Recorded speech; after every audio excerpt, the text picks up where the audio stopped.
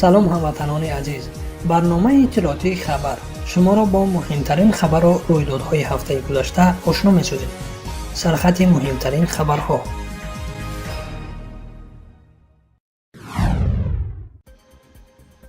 نو سازمان حامی حقوق انسان از مقامات تاجیکستان خواستند تا محمدعلی حید را از زندان آزاد کنند.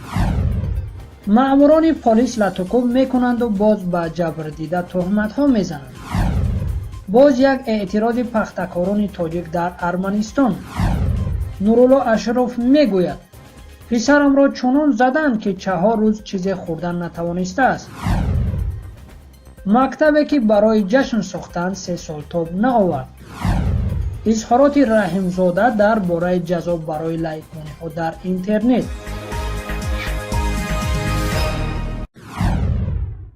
نو سازمان حامی حقوق انسان روز 20 مارس در یک بیانیه مشترک از مقامات تاجیکستان خواستند که محبوس سیاسی محمدعلی حید که به حبس ابد محکوم است از زندان آزاد کنند.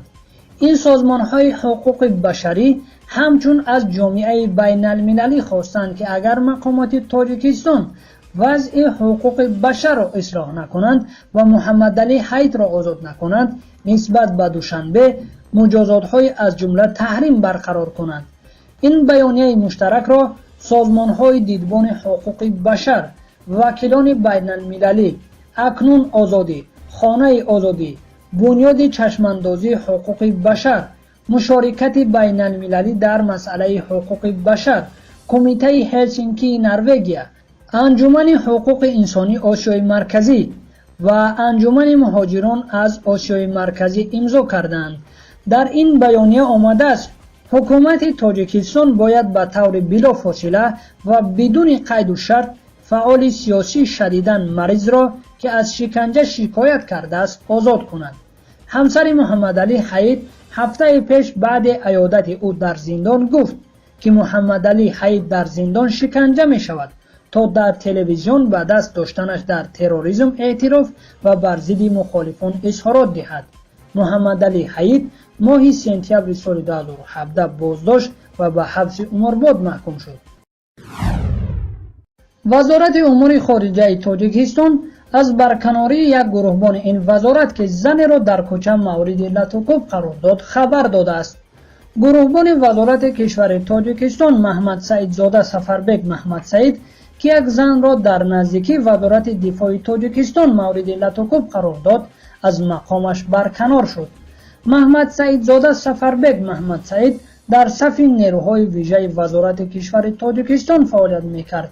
نیروهای ویژه وزارت کشور تاجیکستان وظیفه‌دار تأمین امنیت را در ضمن آمد و شد امامعلی رحمانوف و مهمانان بلندپایه در این کشور است. روز 21 مارس در شبکه‌های اجتماعی ویدیویی منتشر شد که در آن شخص با لباس پلیس زنی را در کنار جاده و نزدیکی وزارت دفاع تاجیکستان مورد لطوکوب قرار می‌دهد. نشر این ویدیو در اینترنت خشم کاربران شبکه‌های اجتماعی را برانگیخت. در همین حال وزارت کشور تاجیکستان روز 21 مارس اعلان کرد که این زن مدینه شمسوه 33 ساله و از ساکنان شهرستان رودکی است که زیر لطوکوب گروهبان پلیس قرار گرفته است. همچنین وزارت کشور تاجیکستان اعلان کرد که این زن پیشتر به دلیل دزدی محکوم شده بود. پس از مصرف الکل نظم را در خیابان رعایت نکرده و پلیس خواسته بود از رفتار نامناسب وی پیشگیری کند، اما خود نیز قانون را نقض کرد که این موضوع سبب برکناریش شد. یکی از علتهای مهم و اساسی پایمال و نقض کردن حقوق دیگران در ملأ عام و همچنین رعایت نکردن قانون از طرف کارمندان رده پایین دولتی و به خصوص کارمندان حفظ حقوق این است که سرچشمه و منبع اصلی این گونه قانون ویرانکنی ها و پایمال کنی حقوق دیگران خود رحمانوف و اطرافیانش می باشد.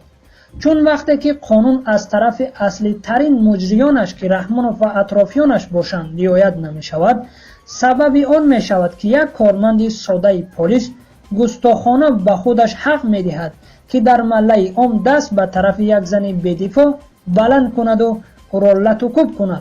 نقطه دردآور این حادثه این است که برای سرپوش گذاشتن به کردار ناشایسته این پلیسی که رفتار نامردانه انجام داد به زن بیگناه تهمت دزدی، مجنونی و مینوشی زدند. عمل این پلیس و همفکرانش این مطلب را بار دیگر به اثبات رسانید که مردم در نزد این رژیم هیچ جایگاه و ارزش ندارند.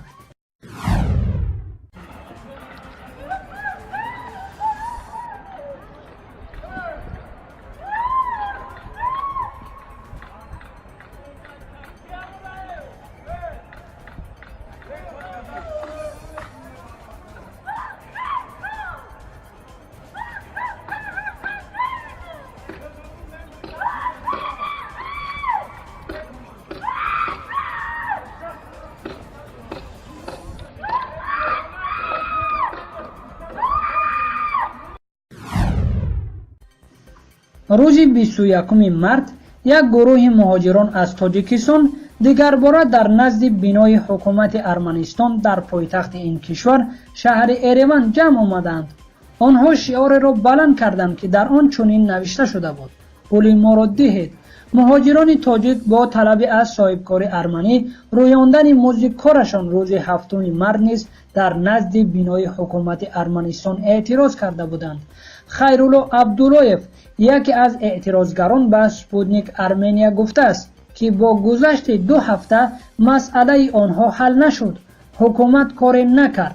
ما روز 7 مارس اینجا آمدیم و یک کارمند حکومت با ما صحبت کرده رقم تلفنش را داد و گفت که فردا بیاییم. ما آمدیم ولی او را دیگر پیدا نکردیم. دیگر نمیدانیم چیکار کنیم، کجا رویم. اظهار داشت خیرالله عبداللهیف. این مهاجران تاجیک میگویند آنها 12 نفر از ماه می سال 2018 در زمین‌های پخته گگ خچکیان نام صاحبکار ارمنی کار کردند ولی تنها برای 2 ماه اول کار معاش گرفتند. با آنکه حاصل پخته کیها جمع‌آوری شد، پول کار خود را تا حال نگرفتند. به حساب پخته‌کاران تاجیک خچکیان تقریباً $15,000 مزد کار آنها را نداده است. سپوتنیک ارمنیا می نویسد لسین نام نماینده خچکیان قبلا از این پخته‌کاران تاجیک قرضدار بودن شرکتشان را تصدیق کرد ولی گفت قرض معاش آنها $15,000 نیست. از 12 نفر که خچکیان برای کشتن گاهوبین پخته از تاجیکستان آورده بود 7 نفرش ناامید شده به تاجیکستان برگشتند ولی بقیه میگویند که تا پولشان را نگیرند نمی روند چون که برای بازگشت به تاجیکستان پول هم ندارند. ساکن ناحیه رودکی یک ماه پیش به حامیان حقوق شکایت کرد که مأموران میلیسا پسرش را در بازداشت شکنجه دادند. علی جان اشرفی 27 ساله به حیث سرتراش در روسیه کار میکرد و ماه دکبر سال گذشته همراه زن و کودکانش از آنجا اخراج شد و به تاجیکستان برگشت. او را در فرودگاه دوشنبه دستگیر کردند. نزدیکانش میگویند او برای توجه به تروریسم و قصد سفر به سوریه متهم است. نورالله اشرف گفت پسرش اول در بینای ریاست مبارزه با جنایت‌های متشکل نگهداری میشد و حالا به بازداشت‌های موقتی انتقال یافته است. نورالله اشرف میگوید بیش از 1 ماه پسرم را به ما نشان ندادند. تنها اول ماه فوریه اجازه دادند که او را ببینیم. پسرم نقل کرد که مفتشان پیوسته لطوکوب کردند تا اتهام را تصدیق کند. گریه کرد و گفت که همه جایش معیوب است. گفت همین خل زدن که 4 روز خودش چیز خورده نتوانسته است. غذا را با قاشق در دهانش گذاشتند. نقل کرد او هفته گذشته در صحبت با تلویزیون نستایش وریمیا از زمان مراجعت او به سازمان‌ها و اداره‌های دولتی تاجیکستان درباره شکنجه شدن پسرش 1 ماه گذشت اما هیچ پاسخ نگرفته است. حقوقشناسان میگویند ثابت کردن شکنجه خیلی مشکل است. وکیلان مدافع را به جریان بازپرسی راه نمیدهند و آنها هفته‌ها اجازه ملاقات با زیر حمایه خود را گرفتن نمیتوانند. به قول حامیان حقوق ملاقات زمان فراهم می شود که علیه آثار شکنجه گم شده است. برای بستن پرونده و زندانی کردن گمانبر به مفتشان اعتراف اتهام کافی است. از این رو با گفته بعضی حامیان حقوق شکنجه در اداره‌های پلیس یک کاری معمولی شده است. بینای یک مکتب در محله سیدعلی ولیزاده شهر کلاب که 12 سال پیش با خرج نیم میلیون سوم کمک بلاعوض بانک جهانی ساخته شد به ویرانه تبدیل یافته است. مکتب رقم 41 را در روزهای تجلیل از 2700 سالگی کلاب چون عمارت جشنی به استفاده داده بودند. بعضی از آموزگاران گفتند بعد همگی 3 سال به کار پرداختن این مکتب دیوارهای آن کفیده فرو رفتند. به خاطر صدموی بودنش دیگر خوانندگان در آنجا تحصیل نکردند. لطیف امان نظرова آموزگار مکتب رقم 41 در کلاب روز 24 مرد در صحبت با رادیوی آزادی گفت یک مدت در خانه ها درس می‌خواندیم، از جمله در خانه معلمان یا بعضا رفته در خانه محصلان درس می‌دادیم. مقامات شهر کلاب به رادیوی آزادی گفتند که از وضع این مکتب آگاهند. چند سال پیش با کمک یک صاحبکار محلی در این موضع مکتب ابتدایی دیگر ساختند. تشویش مردم از چیزی دیگر است. حالا این بینای ویرانه جای بازی کودکان آنهاست که پاسبان ندارد. آنها میترسند که مبادا بام و دیوار آن به سر کودکان فرو نرود. عبدالرحمن علیف ساکن محله سیدعلی ولیزاده میگوید خوف روز از روز بیشتر می شود، ولی نه کسی آن را تعمیر می کند نه پورا ویران. حیف پولی که در ساختمان این مکتب خرج کردند. لطیف امان نظرова میگوید خواست با مبلغ خودش این بنا را ویران کرده در جایش باغچه کودکان سازد. با این مضمون به عنوانی مقامات شهر نیز مکتوب فرستاده است، اما سالهاست جوابش را نمیگیرد. کنجمان مجیدova معاون رئیس شهر کلاب در صحبت با رادیوی آزادی گفت تا جشن 30 سالگی استقلال تاجیکستان در جای بینای ویرانه مکتب باغچه می‌سازند. در محله سیدعلی ولیزاده شهر کلاب 500 عائله زندگی می‌کند. کودکان آنها در اینجا فقط معلومات ناپورا می‌گیرند و برای ادامه تحصیل می‌باید به مکتب‌های دیگر شهری روند. راه دور است و مردم می‌خواهند در جای این بنا چند صنفخانه ساخته مکتب آنها را 11 ساله کنند. پس این طلب و نیت مردم و مقامات فقط چند سوال است که هنوز جواب ندارد. کسی با چنین وضع افتادن این مکتب را تحقیق کرده است؟ مگر بنا با چنین تیزی صدموی می شود؟ کسی هم سری با چنین شیوه خرج شدن پول بودجه و کمک‌های بلاعوض می اندیشد؟ رمضان رحیمزاده وزیر امور داخلی تاجیکستان ضمن یک همایش با روزنامه‌نگاران با سوال درباره جذاب برای لایکمانی‌ها در اینترنت پاسخ کوتاهی داد. رحیمزاده اظهار داشت که لایک می‌تواند محتوای گوناگون از جانبداری تا مخالفت را فرا گیرد. او در ادامه تاکید کرد که جانبداری و ترغیب و تشویق افراطگرایی و تروریسم در تاجیکستان بر اساس قانونگذاری کشور جنایت است و مجازات در پی دارد. این در حالی است که خبرها در مورد پرونده‌ها برای بازنشر موادهای و اظهارات در اینترنت میل افزایش دارند.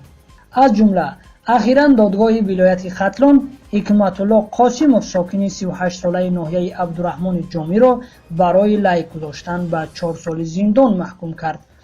با اطلاع دادگاه ولایت ختلان، قاسموف حکمت الله سالهای 2017-2018 در سامانه اجتماعی ادناکلاسنیک مطالبی که نوشته است جشن 8 مارد جایز نیست. اینچنین قاسموف ادعای جشن 23 فوریه همچنین اصل و اعتقاد دینی نداشته جایز نبوده حرام می باشد. دادگاه افزود که قاسموف با این راه در بین 108 نفر دوست اینترنتیش کینه و عداوت دینی، ملی و نژادی برانگیخته است.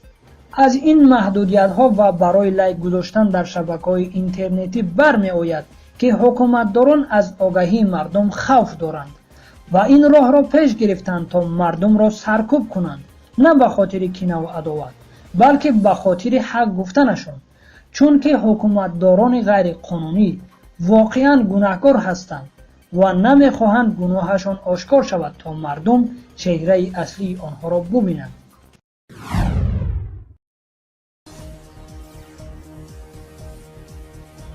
با شما بود رحیموف کامران. این بود خبر و رویدادهای هفته گذشته. خدا حافظ.